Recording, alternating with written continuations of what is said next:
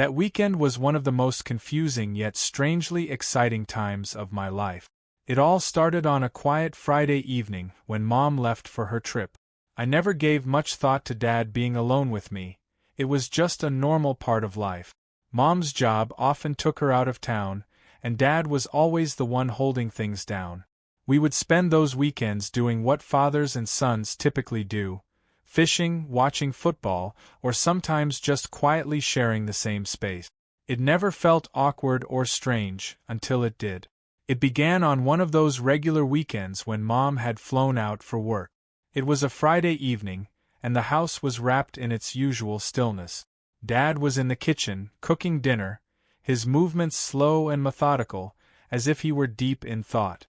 I sat on the couch, flipping through TV channels with little interest. The quiet was initially comforting, familiar, just like all our weekends together had always been. But this time there was something different in the air, something I couldn't quite put my finger on. "Dinner's ready," Dad called from the kitchen, breaking the silence. I dragged myself to the table, the smell of his homemade spaghetti filling the room. We ate in silence for a few minutes, but the quiet felt heavier than usual. It wasn't like Dad and I were ever the type to talk much, but tonight the silence was tense. "So," he said, clearing his throat, "how's school been?" "Fine," I answered, not really looking at him. Dad was never one for long conversations, especially about school, so the question felt odd. I glanced at him across the table, and saw something in his eyes, something that wasn't there before. It made me uncomfortable, but I brushed it off. Maybe he was just tired from work. He nodded, taking another bite of his food. "You're what now? 16? 17? 17. He nodded again, his eyes lingering on me for a moment too long. I shifted in my seat, suddenly feeling exposed like I was under a spotlight. He didn't say anything after that, and we finished dinner in silence. Later that night, as I lay in bed, the house felt too quiet. Usually, I liked the silence, but this time it made my skin crawl. I kept replaying the way Dad had looked at me across the dinner table, how his eyes seemed to linger on me like he was trying to figure something out. But that was just the beginning. The next morning, things got weirder. I woke up to find Dad in the kitchen again, making breakfast. His energy was different, more casual than usual. He was wearing his old t-shirt and pajama bottoms, leaning against the counter as he flipped pancake. "Morning," he said, flashing me a smile. It wasn't the usual Dad smile. It felt warmer, more personal. "Morning," I replied, my voice more cautious than I intended. I grabbed a plate and sat down at the table, trying not to look at him for too long. He joined me, sitting down a little too close for comfort. I could feel the warmth of his body next to mine, and it made my heart race in a way that didn't make sense. "Got any plans today?" he asked, his voice casual. But there was something else underneath. I shrugged. "Not really, just thought I'd hang out at home." He nodded, taking a sip of his coffee. "Maybe we could spend some time together, just the two of us, like we used to." My pulse quickened. "Yeah, sure. What did you have in mind?" "Anything. Whatever you want," he said, his eyes locking onto mine in a way that made my stomach tighten. I tried to act normal, but the tension was palpable. It wasn't anything overt. He hadn't done or said anything wrong. But there was a shift between us that I couldn't ignore. The easygoing weekends we used to have now felt heavy, like something unspoken was hanging between us. The day passed slowly, with me trying to avoid being alone with Dad for too long. But it was impossible. He kept finding excuses to be close, helping me with things I didn't ask for, sitting too close on the couch when we watched TV, his hand brushing mine as he passed me the remote. Every touch felt deliberate, and it made me more uncomfortable by the minute. That night, after I had gone to bed, I lay awake for what felt like hours. My mind was racing, replaying every little moment from the day, trying to make sense of what was happening. Was I imagining things? Or was Dad acting differently? The sound of footsteps outside my door pulled me from my thoughts. I held my breath, listening as the footsteps stopped just outside my room. There was a soft knock, and then the door creaked open. "Hey!" Dad's voice was low, barely above a whisper. "Are you still awake?" I didn't answer right away. My heart was pounding in my chest, and I could feel the tension building in the air. "Yeah," I finally replied, my voice shaky. He stepped inside, closing the door behind him. The room felt smaller with him in it, the air thick with something I didn't want to name. "I was just checking on you," he said, his eyes scanning the room before landing on me. "You okay?" I nodded, though I didn't feel okay. "Yeah, I'm fine." He hesitated for a moment, then walked over to the side of my bed. My breath caught in my throat as he sat down on the edge, his weight causing the mattress to dip slightly. "You know you can talk to me about anything, right?" His voice was soft, almost soothing, but it didn't ease the anxiety bubbling inside me. "I know," I whispered, wishing he would leave. But he didn't. He stayed there, his hand resting on the blanket near my leg, his presence overwhelming. My body was tense, every muscle tight as I waited for him to say something, do something that would make sense of this moment. Instead, he reached out, his hand brushing against my arm. It was a light touch, barely there, but it sent a shiver through me. I froze, not knowing how to respond, not knowing what to say. "Dad." My voice was barely audible, my mind racing with a million thoughts, none of them making sense.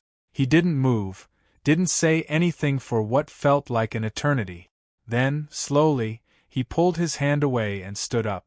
"Good night," he said quietly, his eyes lingering on me for a moment before he turned and walked out of the room, leaving me alone with my thoughts. I stared at the ceiling, my heart racing, my mind spinning with confusion and fear. Something had shifted between us, something I couldn't ignore. But what scared me the most was that I didn't know how to stop it. But there was more, much more. The days after that strange night were filled with a heavy silence, like we both knew something had shifted but were too afraid to acknowledge it.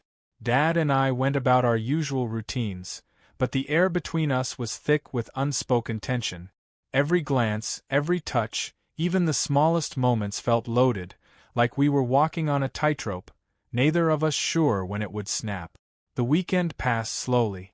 Mom called a few times, chatting cheerfully about her trip, completely unaware of the strange atmosphere that had settled in the house. Dad would answer the phone, his voice steady, giving nothing away. But every time he hung up, the silence would return, suffocating us both. It wasn't until Tuesday evening, when Mom was due back the next day, that everything came to a head. It was late, past midnight, and I couldn't sleep. I had spent the last few nights tossing and turning, my mind replaying the moment when Dad had sat on the edge of my bed, the way his hand had lingered on my arm. I couldn't shake the feeling that something was about to happen, that we were teetering on the edge of something dangerous. I was lying in bed, staring at I heard it again, the soft sound of footsteps outside my door. My heart started racing, my body tensing up as the footsteps grew closer. I knew it was Dad. I had known it would be him the second I heard the first creak of the floorboard. The door opened slowly, and there he was, standing in the doorway just like he had a few nights before. But this time, there was no hesitation in his movements. He stepped inside, closing the door quietly behind him, his silhouette barely visible in the dim light from the hallway. "Hey," he said softly, his voice a little rough. "You awake?" I nodded, my throat dry. "Yeah." He didn't say anything for a moment, just stood there, looking at me.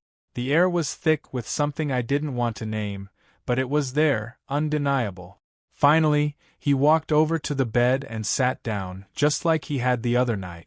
The mattress dipped under his weight, and I felt the familiar anxiety settle in my chest. "I've been thinking," he said quietly, his voice barely above a whisper, "about us." The words sent a shiver down my spine. "About what?" He looked at me, his eyes shadowed the darkness. "The way things have been lately, the way we've been." I didn't know what to say, so I said nothing. My heart was pounding in my chest, and I could feel the tension building, like the room was shrinking around us. Dad reached out then, his hand finding mine under the blanket. The touch was soft, but it felt heavy, like it carried the weight of everything we weren't saying. My breath caught in my throat as his fingers brushed against mine, and I knew. This was it. This was the moment when everything would change. "Dad," I started, but the words died on my lip. He squeezed my hand gently, his thumb tracing small circles on my skin. "I know this feels confusing," he said, his voice low, almost soothing. "But we can't pretend anymore, can we?" I looked at him, my heart racing. His face was so close now, closer than it had ever been before, and I could feel the heat radiating from him. My mind was spinning, trying to make sense of what was happening, but it was like I was caught in a current, unable to break free. "We don't have to be afraid," he whispered, his voice barely audible. "I've been feeling it too, and I think you have as well." I swallowed hard, my mouth dry, my body frozen. This wasn't happening. It couldn't be happening. But at the same time, I couldn't deny the truth of his words. I had felt it, the shift, the strange connection that had grown between us over the past few days. I had tried to push it away, to pretend it wasn't real, but here we were on the edge of something that felt inevitable. Dad's hand slid up my arm, his touch gentle but firm, and I felt a shiver run through me. My skin tingled where his fingers lingered, and I couldn't breathe, couldn't think. His hand moved higher, brushing over my shoulder, and suddenly he was closer, his face inches from mine. "I know this is different," he murmured, his breath warm against my skin. "But I can't stop thinking about you. I don't want to stop." My pulse was racing, my mind screaming at me to move, to say something, to stop this before it went any further. But I couldn't. I was frozen in place, my body betraying me, caught in the web of tension that had been building for days. And then he kissed me. It was soft at first, barely a brush of his lips against mine, but it was enough to send my heart into overdrive. My mind went blank, the world narrowing to just this moment, to the warmth of his mouth on mine, the way his hand cupped the back of my neck, pulling me closer. I should have pushed him away. I should have told him to stop, to leave, to never do this again. But instead I kissed him back. It was like a dam had broken, all the tension, all the confusion, everything we had been avoiding for days spilling over in that moment. His kiss deepened, his hand sliding down to my waist, pulling me closer to him. My head was spinning, my thoughts a jumbled mess, but I couldn't stop. I didn't want to stop. He broke the kiss after what felt like an eternity, his forehead resting against mine as we both caught our breath. His hand was still on my waist, his thumb tracing slow, lazy circles on my skin, and I felt like I was floating, suspended in this moment, unsure of what to do next. "I don't want to lose this," he whispered, his voice hoarse. "I don't want to lose you." His words sent a pang of guilt through me, but at the same time, I couldn't deny the way my body was responding to him, the way I felt in his arms. It was wrong, I knew that. But in that moment, it didn't feel wrong, it felt inevitable. I opened my mouth to say something, to respond, but before I could, he kissed me again. This time, it was more urgent, more desperate, like he was afraid of what would happen if we stopped. I felt his hand slide up my back, pulling me even closer, and my heart raced in my chest. But as much as I wanted to get lost in the moment, there was a voice in the back of my mind. A small, insistent voice telling me to stop, to push him away, to end this before it went too far. But the voice was drowned out by the heat of his touch, the way his lips moved against mine, the feeling of being wanted in a way I had never experienced before. We were crossing a line, one we could never come back from. I knew that. But in that moment, I didn't care. The next morning, everything felt different. The air in the house was heavy, like it was holding a secret we both knew but didn't want to acknowledge. Dad was already downstairs when I woke up, sitting at the kitchen table with his coffee, staring out the window as if lost in thought. The moment I entered the room, his eyes flicked up to mine, and for a split second I saw something in them, a mixture of guilt and longing that made my stomach turn. Neither of us spoke as I grabbed a glass of water and sat down across from him. The silence between us was thick, suffocating. What had happened the night before was still fresh in my mind, and I could tell it was on his too. The memory of his touch, his kiss, it all came rushing back the moment I sat down. My chest tightened, and I could feel the tension rising again, but I didn't know what to say. I didn't know how to face what had happened. Dad cleared his throat, breaking the silence. "You sleep okay?" His voice was quiet, tentative. I nodded, even though it wasn't true. I hadn't slept at all. Every time I closed my eyes I replayed that moment, the way his hand had lingered on my skin, the warmth of his breath against my neck, the way my body had responded to him in ways I couldn't explain. "Good," he said, nodding to himself. But I could tell he wasn't convinced. His eyes wouldn't meet mine. We sat there for a few more moments, the awkwardness growing with every passing second. I could feel his gaze on me, even when I wasn't looking, and it made my skin prickle with a strange mix of anxiety and anticipation. I didn't know how to act, didn't know what to say to him. It felt like we were both waiting for the other to make the first move. Finally, he stood up, breaking the tension. "I've got some errands to run today," he said, avoiding my eyes. Maybe we can talk later?" I didn't respond. I didn't know what to say. Instead, I just nodded, my throat tight. He hesitated for a moment longer, then grabbed his keys and headed for the door, leaving me alone with my thoughts. As soon as the door clicked shut behind him, I let out a shaky breath. My mind was spinning, my emotions all over the place. What had happened last night, it felt like a blur, like something that couldn't be real. But it was. And I had let it happen. Worse, I hadn't stopped it. I had wanted it. And that realization made me feel sick. I spent the rest of the day in a haze, going through the motions but not really present. Every time I thought about what had happened, my heart would race and my stomach would churn with a mix of guilt and something else I didn't want to admit. I tried to distract myself, watching TV, scrolling through my phone, anything to keep my mind off of it. But nothing worked. It was always there, lurking in the back of my mind, a constant reminder of the line we had crossed. By the time evening rolled around, Dad still wasn't home, and I felt a sense of relief. I wasn't ready to face him, wasn't ready to talk about what had happened. But as the hours passed, that relief started to fade, replaced by a growing anxiety.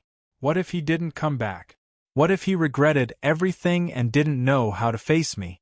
The thought made my chest tighten, and I found myself pacing the living room, waiting for the sound of his car in the driveway. My mind kept going back and forth. 1 minute I was consumed by guilt, ashamed of what we had done. The next I was filled with a strange, confusing longing for the way it had felt, the way he had made me feel. It wasn't until well after dark that I heard the front door open. My heart leapt into my throat and I stood frozen in the hallway, unsure of what to do. Should I go to him? Pretend like everything was normal? Or should I wait for him to come to me? But before I could make a decision, he was there, standing in the doorway, his expression tense. His eyes met mine, and for a moment neither of us moved. The tension between us was unbearable, like the whole room was holding its breath, waiting for something to break. "Can we talk?" he asked, his voice low, almost hesitant. I nodded, swallowing hard. My throat felt tight, my palms sweaty as I followed him into the living room. We sat down on the couch, an awkward distance between us, both of us too afraid to get too close. He ran a hand through his hair, clearly struggling to find the right words. "I've been thinking about what happened last night," he said finally, his voice shaky. "And I don't know what to say." I stared at him, my heart pounding. "Neither do I," he sighed, rubbing the back of his neck. "It was wrong, I know that. But I can't stop thinking about it." The confession hung in the air between us, heavy and dangerous. My stomach flipped, and I could feel my pulse quicken. "I can't stop thinking about it either," I admitted, my voice barely above a whisper. The words felt like a betrayal, but they were the truth. I couldn't pretend anymore. Dad looked at me, his eyes searching mine. "I don't know what to do," he said quietly. "I don't want to hurt you, I don't want to ruin everything." The guilt in his voice was palpable, and for a moment I thought he might break down. But he didn't. Instead, he leaned forward, his hand reaching out to brush against mine. The touch was soft, tentative, but it sent a jolt through me, just like it had the night before. "I know this is wrong," he murmured, his eyes locked on mine. "But I don't know how to stop." The words made my heart race, and I felt a wave of emotions crash over me. Fear, guilt, desire, it was all there, tangled up in a knot I couldn't untangle. I knew we were walking a dangerous line, one that could destroy us both, but in that moment I couldn't bring myself to pull away. Instead, I leaned in. What followed was a moment neither of us had planned for, and yet it felt like we had been heading toward it all along. It was hesitant, like a word whispered into the dark, filled with confusion and longing. His hands moved to my waist, and for a brief, intense moment we were wrapped in something neither of us could explain, something we both knew we shouldn't continue. The heat between us was undeniable, the world outside of us disappearing into the background. But just as suddenly as it had begun, it was over. He pulled away, his breath uneven, his eyes wide with panic. We can't do this," he said, his voice shaky. "We have to stop." I nodded, my heart still pounding, my mind reeling from what had just happened. "I know." We sat there in the thick silence, the weight of what we had done pressing down on us. But even as I tried to convince myself that it was over, I couldn't shake the feeling that it wasn't. There was more. There was always more. The days that followed were filled with an unbearable tension that I couldn't escape. Every moment alone with Dad was like stepping into a storm, the air charged with everything we weren't saying. I avoided him as much as I could, retreating to my room or leaving the house for long walks, but no matter how far I went the weight of what had happened between us lingered, impossible to shake.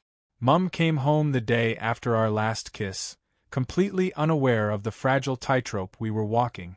Her cheerful presence filled the house again, but instead of relief, I felt trapped. Every time she looked at me, smiled at me, talked to me, the guilt gnawed at my insides, eating away at whatever was left of the person I thought I was. And Dad, he was distant more than he had ever been. When she tried to talk to him, he'd answer in short sentences, avoiding eye contact, and I could see her concern growing by the day. "Is everything okay between you two?" Mum asked me one evening, her brows furrowed as she folded laundry in the living room. "Your dad's been off lately, distant, have you noticed?" My throat tightened, panic rising in my chest. "Yeah, I've noticed," I muttered, avoiding her gaze. She sighed, shaking her head. "I don't know what's going on with him. Maybe work's stressing him out."